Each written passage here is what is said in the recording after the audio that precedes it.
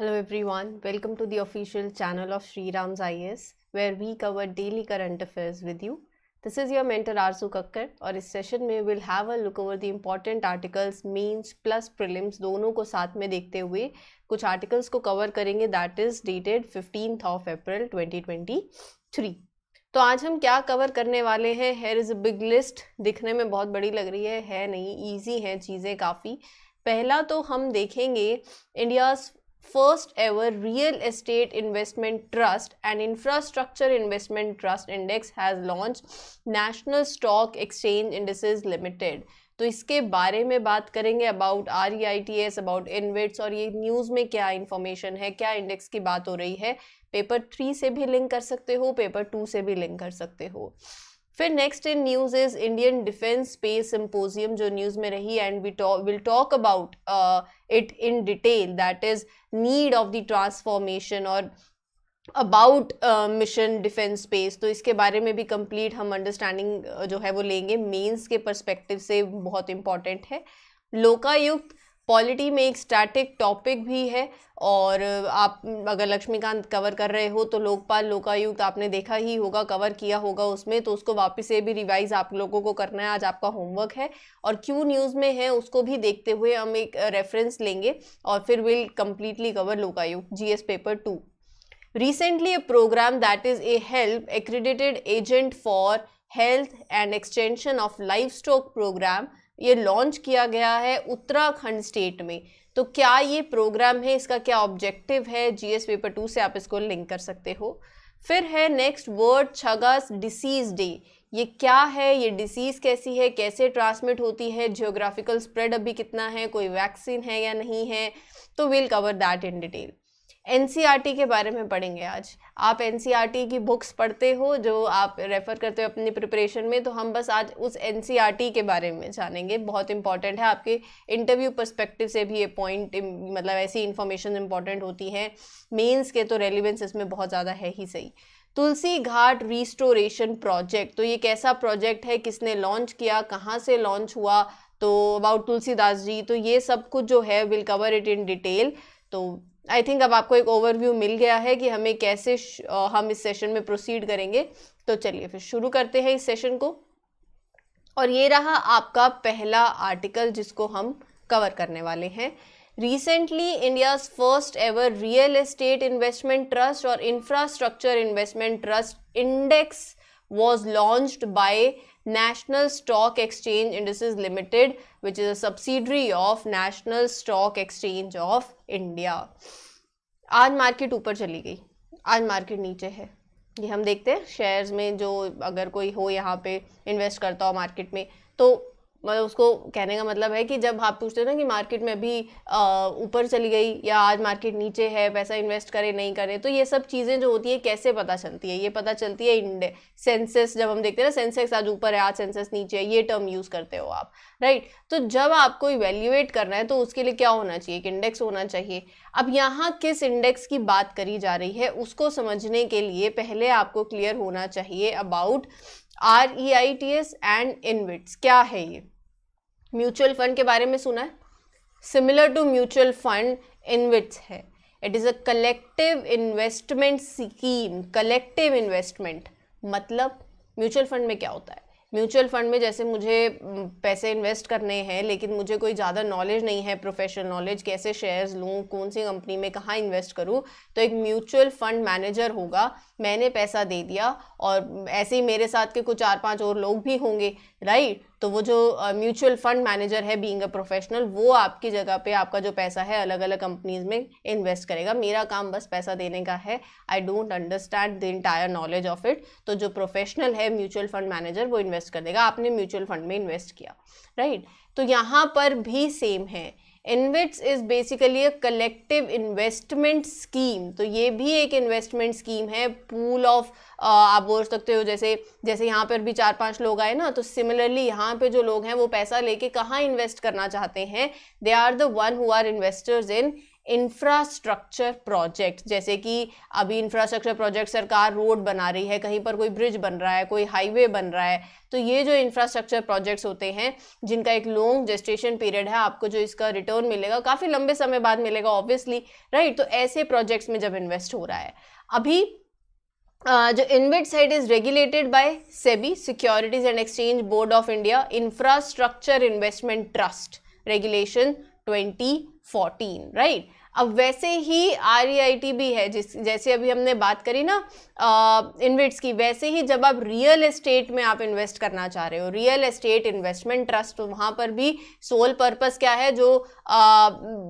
similar to mutual fund ही है, it is also lined on the mutual funds and provides investors with a way to get a stake in the real estate. यहाँ पर जो पैसा invest होगा that will be in the real estate. So this trust or basically real estate investment trust refers to an entity create करी गई, sole purpose क्या है, of channeling the investable funds into operating, owning और financing income producing real estate. तो जब आप पैसा real estate के अंदर इन्वेस्ट कर रहे हैं, तो ये भी it was introduced by SEBI in 2007। तो यहाँ पर अब जो न्यूज़ में है वो ये है कि इनकी परफॉर्मेंस को ट्रैक कैसे किया जाएगा। सो इंडेक्स लाया गया that aims to track the performance of REITs and InvITs that are publicly listed and traded on NSE। Index की बेस डेट जो है that is 1 July 2019 and base value 1000। Index will be reviewed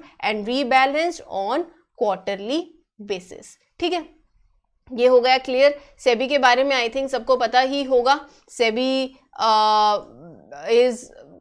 was established कब? On 12th of April, मैं आपके लिए लिख देती हूँ यहाँ पर, 12th of April 1992 was when SEBI was established in accordance with the provisions of Security and Exchange Board of India Act 1992। ठीक है, फंक्शन क्या है सेबी के? To regulate the security market, to protect the interest of investors in securities. ठीक है, तो ये था आपका आर्टिकल।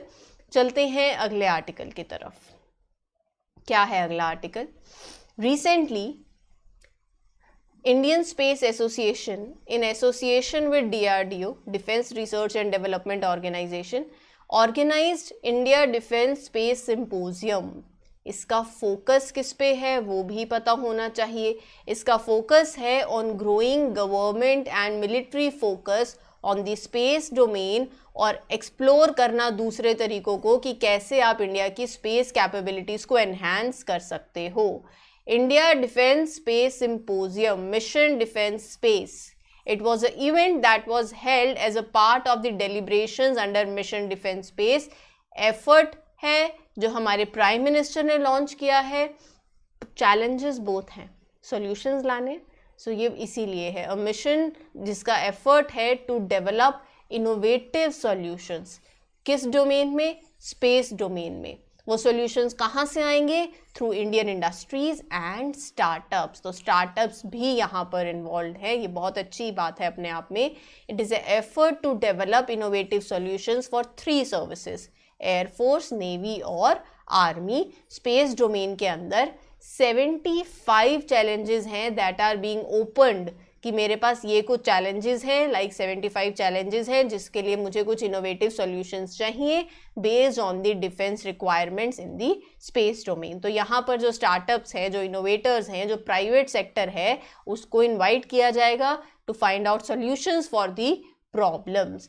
अब बात रही थोड़ा सा इसके नीड की। अगर मैं थोड़ा सा बात करूं आपके साथ need of for this transformation, सबको पता है कि there is a need of major transformation and space obviously बहुत ज़्यादा इंपॉर्टेंट हो जाता है, so as to enhance your capabilities, whether in land, whether in sea और whether in the cyber domain. कोई भी हो, आप अपनी कैपेबिलिटी को वहाँ एनहांस करना चाहोगे ही सही, राइट। सो दिस सिंपोजियम जो जिसकी हम बात कर रहे हैं, it discuss that need for developing these platforms with cutting edge technologies, नई कैपेबिलिटी स्पेस डोमेन में, चीज़ों को ज़्यादा एक्सप्लोर करोगे आप in the field of like miniaturizing of satellites and reusable launch platforms हो, ताकि कोस्ट और चैलेंजेस को भी हम मिटिगेट कर सकें। तो ये आज की ज़रूरत है। तो आपके जो चैलेंजेस हैं, राइट, जो नीड है to to enhance your awareness capability, space situational awareness capability, safeguard the space assets, right? तो ये need है और इस हमारे पास बहुत challenges भी हैं। यहाँ पर we need to come up with the solutions और उन solutions के लिए startups, innovators, private sector को भी invite किया जा रहा है, right? How you can enhance your surveillance networks, integrating it, तो ये सब कुछ की बातें clear है। चलिए आगे चलते हैं। A division bench of Kerala High Court has held that Lokayukt cannot investigate into the matters relating to selection of candidates by political parties for contesting elections. Elections होते हैं, इलेक्शंस कॉन्टेस्ट करने के लिए पॉलिटिकल पार्टीज कैंडिडेट सिलेक्ट करती हैं। यहाँ पर लोकायुक्त का कहना है कि it is a public matter, तो कम्युनिटीज़ जो हैं उनको भी इन्वॉल्व होना चाहिए, because it is at large, they have an interest in it. So Lokayukta का ये व्यू था that selection of candidates by a political party is a matter in which public और the community at large has an interest, so they should be involve. लेकिन अभी recently जो division bench है of Kerala high court, they held that Lokayukta can not investigate matters into it. तो यहाँ पर bench का क्या कहना है? बेंच ने कहा कि कैंडिडेट की सिलेक्शन एक पॉलिटिकल पार्टी का इंटरनल अफेयर है। Party selects it candidates as per the constitution, their political principles, policies. इसी के चलते उन्होंने ये अपनी जो ऑब्जर्वेशन दी है, जो bench observe this, once the candidate is set up by the political party, then on the date of poll the public exercise their electoral rights. ये सब कुछ जो है बेसिकली यहाँ पर बेंच का ये कहना है कि ये कैंडिडेट की सिलेक्शन एक पॉलिटिकल पार्टी का इंटरनल अफेयर है। हमारे लिए ज़्यादा इम्पॉर्टेंट है लोकायुक्त के बारे में जानना। सबने पॉलिटी पढ़ी है, जिन्होंने नहीं पढ़ी है लक्ष्मीकांत, आज आप इस सेशन के बाद ज़रूर देखोगे क्योंकि ये इम्पॉर्टेंट है, राइट। तो यहाँ पर ना, इससे पहले मैं आपको लोकायुक्त, लोकपाल ये टर्म्स यूज़ करूँ, आई थिंक सबको ओम्बड्समैन के बारे में पता होना चाहिए। Term basically ombudsman, who is an ombudsman? Ombudsman एक गवर्नमेंट अपॉइंटेड ऑफिशियल होता है who investigate the complaints that are usually made by the private citizens, right, against financial institutions, business, government departments, any other political entity। जैसे कि for example public servant है, कोई corruption हो गया तो वहाँ पर ये एक एंटी करप्शन अथॉरिटी आप बोल सकते हो, that attempts, ombudsman basically attempts to resolve the conflicts and concerns that are raised। तो ऑम्बड्समैन आप बोल सकते हो एक नेशनल डिफेंडर, एक पब्लिक डिफेंडर। एंड इंडिया के अंदर नेशनल और स्टेट ऑम्बड्समैन को रेफर किया जाता है। अगर मैं नेशनल की बात करूं, at centre that is Lokpal and at state it is refer to as Lokayukta, ठीक है। तो ये ऑम्बड्समैन टर्म समझ में आ गया। So it is the Indian parliamentary ombudsman executed into power through and for each of the state government of India, Lokpal and Lokayukta, Lokpal at centre, Lokayukta in states. एक anti corruption authority है, ये भी मैंने आपको अभी बताया, कोई भी करप्शन हो रहा होता है, एम क्या है कि वो जो ग्रीवियंसेस हैं उसको क्विकली एड्रेस करना against the working integrity and efficiency of the government और इट्स एडमिनिस्ट्रेशन। जैसे मैंने अभी आपको बताया ना, फॉर एग्जांपल एक पब्लिक सर्वेंट ऐसे कोई न्यूज़ में आ गया कि टेकिंग करप्शन, तो यहाँ पर aim of the post of Lokayukta is to quickly address the grievances against the working integrity and the efficiency. Lokayukta can be drawn to the ombudsman in Scandinavian countries. तो Scandinavian countries में ये जो concept आप बोल सकते हो, ये इसका हिस्टोरिकल बैकग्राउंड वहाँ से है, देन इंडिया के अंदर ये बात हुई। आपके लिए इंपॉर्टेंट अगर पूछा जाए कि कौन सी स्टेट है जो फर्स्ट स्टेट है to introduce this institution of Lokayukta in 1971, तो वो है महाराष्ट्र। लोकपाल और लोकायुक्त एक्ट 2013 जो है provided for the establishment of Lokpal for union, Lokayukta for states. कैसे आप अपॉइंट करोगे, इंपॉर्टेंट है। Eligibility, Lokayukta usually farmer high court chief justice या फिर फॉर्मर सुप्रीम कोर्ट के जज होते हैं। लोकायुक्त को अपॉइंट किया जाता है by the governor of state, state की बात हो रही है ना, लोकायुक्त फॉर स्टेट, तो लोकायुक्त को अपॉइंट किया जाता है by the governor of the state through nomination bye it's, अब ये सब थोड़े इन्वॉल्व है, bye it's chief minister in consensus with the chief justice of that state high court, leader of opposition in the legislative assembly and legislative council, speaker of the legislative assembly and chairman of the legislative council। आप पूछोगे क्या ये हमें याद कर लेना चाहिए? मतलब लेना चाहिए जैसा तो कोई कॉन्सेप्ट ही नहीं है, करना ही है, राइट, क्योंकि ये इंपॉर्टेंट है। अब ये न्यूज़ में आ गया तो ये आपके लिए चैप्टर एनीवे इंपॉर्टेंट बन गया है स्टैटिक से। तो यही होता है करंट को स्टैटिक के साथ लिंक करना। आज आपने ये करंट में देख लिया है तो आपको इसका स्टैटिक जो है, आपके पास एक चैप्टर है उसको अच्छे से बस कवर कर लो अब, राइट। ये होता है स्मार्ट वर्क, हार्ड वर्क तो सब करें, स्मार्ट वर्क है ये, और स्मार्ट वर्क बहुत काम आता है, स्मार्ट वर्क भी काम आता है, उसका एक बहुत इंपॉर्टेंट रोल है। अभी हार्ड वर्क और स्मार्ट वर्क के बारे में भी बात करेंगे, अभी वो राइट टाइम नहीं है, तो वापस से अपने न्यूज़ पे आते हैं। अच्छा, क्या लोकायुक्त को डिसमिस या ट्रांसफर किया जा सकता है वंस अपॉइंटेड? नहीं, Lokayukta can not be dismiss और transferred by the government and can only be remove by passing an impeachment motion. क्या इनको रीअपॉइंट किया जा सकता है? नहीं, is not eligible for reappointment. Term जो है उनका फिक्स है, या तो 5 साल या फिर 70 ईयर्स ऑफ एज, जो भी इसमें से अर्लियर हो, तो ये उनका टर्म ऑफ ऑफिस रहता है। ठीक है, क्लियर हो गया। चलिए आगे चलते हैं। एक प्रोग्राम जो है इनको अभी स्टेट जो उत्तराखंड की है उन्होंने लॉन्च किया है, accredited agent for health and extension of life stock production. तो यहाँ पर ये प्रोग्राम इनिशिएटिव है union ministry of fisheries, animal husbandry और डेयरिंग और रूरल डेवलपमेंट मिनिस्ट्री का। इसके अंदर होता क्या है, community based women activist assist करती हैं वेटरनेरियंस in the local department activities, help livestock farmers to take loans for entrepreneurship development, fill out the applications, mark the ear tagging of animals, help with insurance। so वहीं से हमें पता चल गया ना, आपने यहाँ पर ये इसका फुल फॉर्म से ही देख लो, एक्रीडेटेड एजेंट। तो एजेंट में यहाँ पर दिस प्रोग्राम जिसमें ये हेल्प की बात करी जा रही है, are community based women activist who assist. They assist in implementation of various schemes in providing information to the farmers at grassroots levels, right? Obviously ये एक बहुत important काम है, awareness generate करना, assist करना, and they give their vital contribution to prevent various infectious disease of animals, right? Like under the राष्ट्रीय Gokul mission, tagging animals and animal insurance, इन सब में they assist। राष्ट्रीय गोकुल मिशन की बात आ जाती है तो थोड़ा सा इसको भी जान लेते हैं।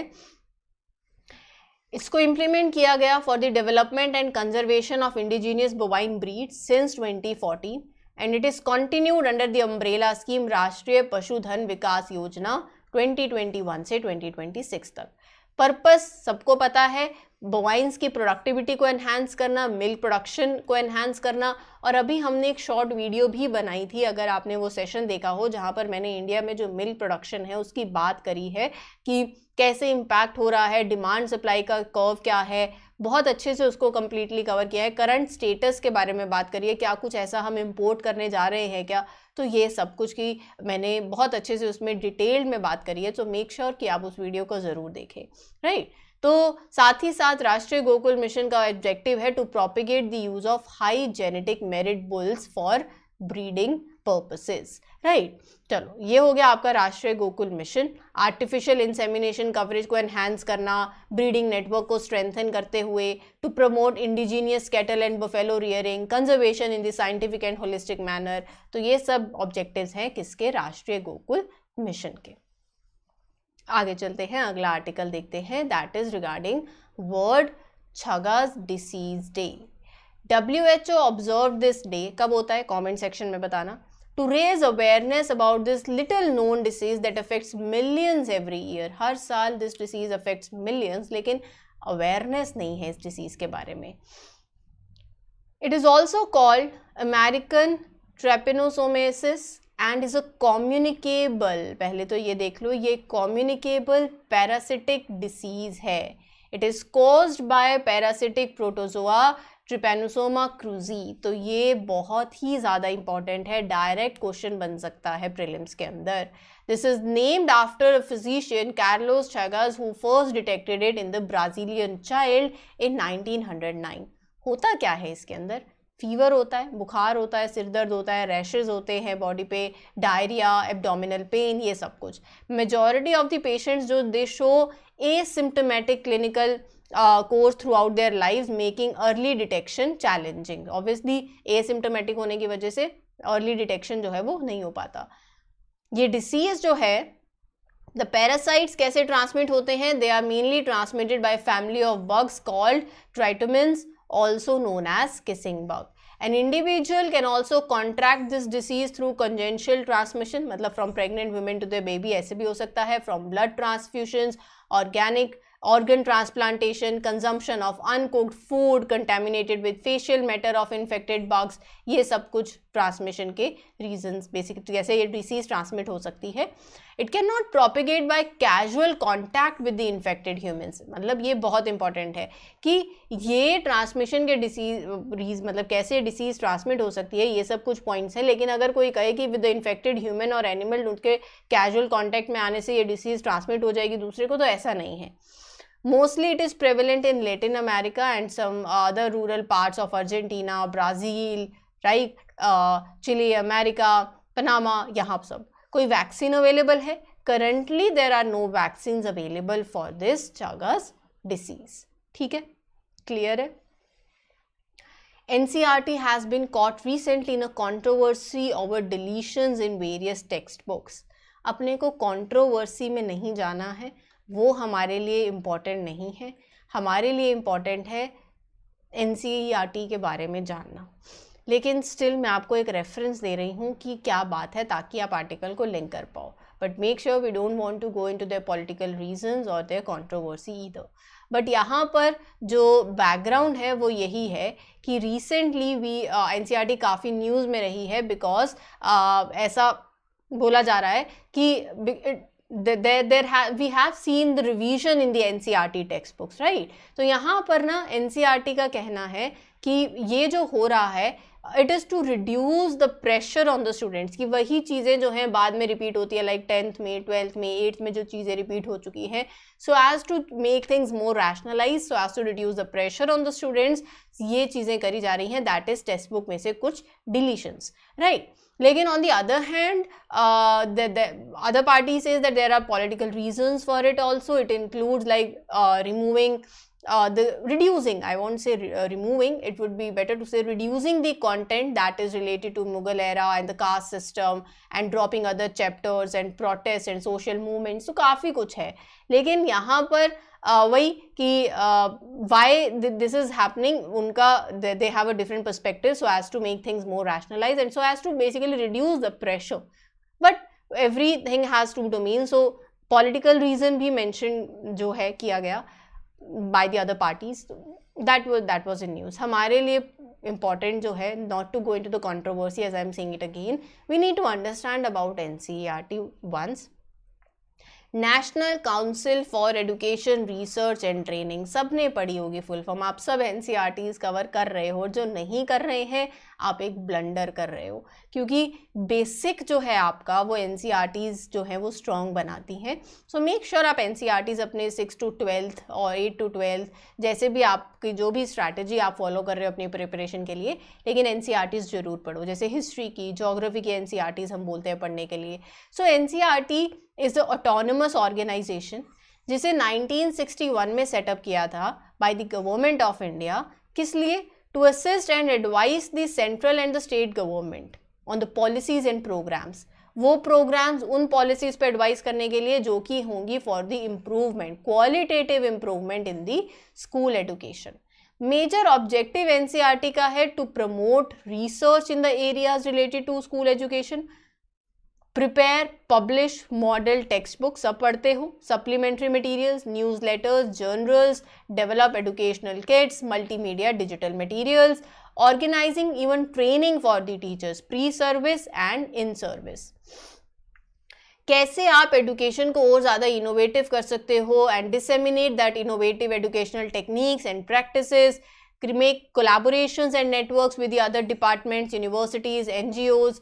So it acts as a nodal agency for achieving the goal of universalization of elementary education.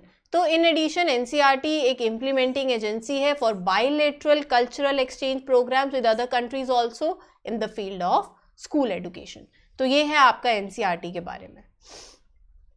आगे चलते हैं जो न्यूज़ में है, दैट इज़ जो हमारे एक्सटर्नल अफेयर्स के मिनिस्टर हैं, he was on a visit to Uganda. तो इसीलिए अभी ये न्यूज़ में आया है article that during his 3 days visit to Uganda's Kampala, capital of Uganda. आपके लिए इंपॉर्टेंट है आज 2 चीज़ें. एक तो आप लोकपाल लोकायुक्त के बारे में पढ़ोगे, होमवर्क है. दूसरी चीज़ युगांडा मैप में देखना है. जब तक मैप में नहीं देखा कुछ नहीं होगा. खुद से भी करना चाहिए, है ना. Everything is not going spoon feeding, हर जगह नहीं ज़रूरी और होना भी नहीं चाहिए. खुद से भी वो होना चाहिए कि I have to see it. Interest आपका कितना है, सेल्फ इंटरेस्ट. तो अभी वापस से न्यूज़ पे चलें तो जो हमारे एक्सटर्नल अफेयर्स मिनिस्टर हैं, जैसे मैं बात कर रही हूँ S Jaishankar ji, launch Tulsi Ghat restoration project in Varanasi. तो वाराणसी में उन्होंने Tulsi Ghat restoration project launch किया है and he commended the overseas friends of BJP Uganda for their efforts to enhance the appeal of the oldest inhabited city in the world. So basically ना, ये देखो, Tulsi Ghat restoration project and which is for the restoration and conservation, इसको वाराणसी में इसको launch किया गया है. And yes, ये हुआ युगांडा से लॉन्च है, राइट. तो ये बातें जो हैं थोड़ी सी आपको याद में रख लेनी चाहिए. Just give me a second, let me